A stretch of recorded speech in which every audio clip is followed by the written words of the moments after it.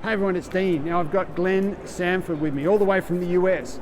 He's going to say you really need to be working on your own brand. What do you mean by that?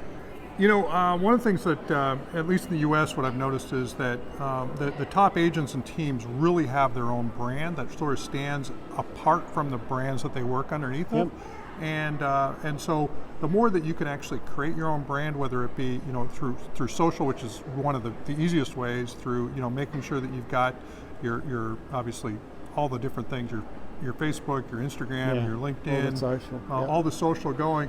But then also having conversations truly with your audience in a way that actually allows them to know you before they've ever had a conversation with you. Yep. I think it just really sets you apart. Of course, as you sort of build that awareness, then when they do call you, they truly do already feel like they know you. And so it's really easy to take them through the sales cycle and to help them do what it is that they hired you to do.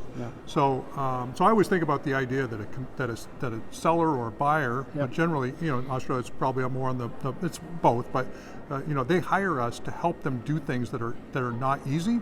And you've already built up a likability factor, and so they already know, like, and trust you. So they're more likely to actually be successful through the transaction.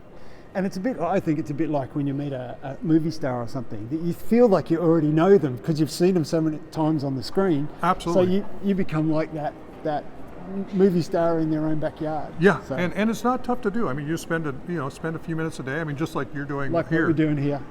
And pretty soon you become the expert on the ground in that local market, that local neighborhood, or for the city or whatever, and it plays really well. So your brand, make sure you're working on it. Cheers.